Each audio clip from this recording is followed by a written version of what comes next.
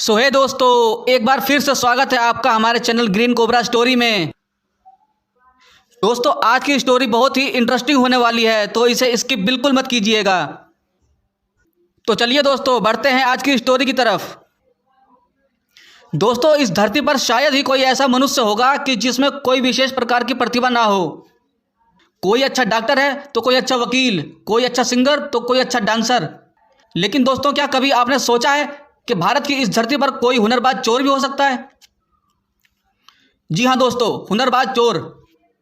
हम बात कर रहे हैं सदी के सबसे बड़े चोर रह चुके नटवरलाल की। वही नटवरलाल जिसने 2 बार लाल किला और 3 बार ताजमहल को बेचने के साथ साथ राष्ट्रपति भवन तक को बेच चुका है। सन 1912 में बिहार के सिवान जिले के बंगरा गांव में जन्मे नटवरलाल का नाम बचपन का मिथिलेश था, जिसने सबसे पहली चोरी 1000 रुपए की, जो कि इसने अपने पड़ोसी के नकली हस्ताक्षर करके बैंक से उड़ा लाया था। नकली हस्ताक्षर करना इसके हुनर में से एक सबसे बड़ा हुनर था, जिसके कारण ही इसने ताजमहल तक को भी 3 बार बेच दिया था। एक बार की बात है, नटवरलाल के पड़ोस के गांव में उस समय के राष्ट्रपति डॉक्टर राजेंद्र प्रसाद आए हुए थे। नटवरलाल को भी डॉक्टर राजेंद्र प्रसाद जी से मिलने का मौका मिला। नटवरलाल ने उनके सामने भी अपने हुनर का प्रदर्शन किया और उनके हुबहू हस्ताक्षर करके उन्हें अचंभे में डाल दिया। कहते तो यह भी हैं कि नटवरलाल ने डॉक्टर राजेंद्र प्रसाद से यह कहा कि अगर आप कहें तो मैं वह सारा कर्ज उतार सकता हूं जो कि भारत सरकार पर चढ़ा हुआ है, और बल्कि उन्हें भारत का कर्जदार बना सकता हूं। राष्ट्रपति साहब ने नटवरलाल से कहा कि तुम बहुत ही प्रतिभावान हो, लेकिन तुम इन गलत रास्तों को छोड़कर अपना दिमाग कहीं अच्छे कामों में लगाओ। लेकिन नटवरलाल को यह बात रास ना आई, क्योंकि उसके पास तो हुनर था ना नकली हस्ताक्षर करने का। बस यहीं से नटवरलाल के कारनामों का सिलसिला शुरू हो जाता है। करोड़ों रुपए कमाने के चक्कर में अब तक वो सैकड़ों लोगों को धोखा दे चुका था। इनमें से कई तो बड़े बड़े नामी ग्रामी लोग थे, जैसे कि टाटा, बिरला, धीरूभाई अंबानी, और इन जैसे कई बड़े बड़े उद्योगपतियों को लूटता रहा। पुलिस को चकमा देने में माहिर नटवरलाल लाल किला इत्यादि को बेचने के बाद अब बहुत बड़ा अपराधी बन चुका था। अब तक उस पर 8 राज्यों में 100 से ज्यादा मुकदमे दर्ज हो चुके थे।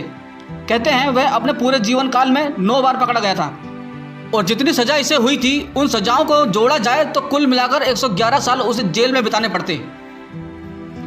लेकिन जो इसने सजा पूरी की वो लगभग 20 साल से भी कम की थी।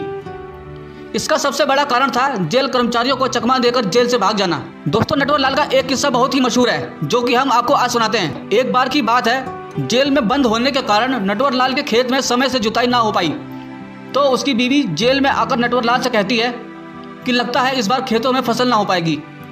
नटवरलाल ने कहा, तुम घबराओ मत, घर जाओ, सब अच्छा होगा। कुछ दिन बीतने के पश्चात नटवरलाल अपने घर के लिए एक चिट्ठी लिखता है, और उस चिट्ठी में लिखता है कि जो मैंने खेत में जिस जगह खजाना दबाकर रखा हुआ है उस खजाने को खोद डालो, और उस खजाने को निकालकर उसके पैसों से उस खेत में बीजों की बुवाई करा दो। इतना लिखकर वह चिट्ठी उन जेल कर्मचारियों को दे देता है और उनसे कहता है कि भाई यह चिट्ठी मेरे घर तक पहुंचा देना।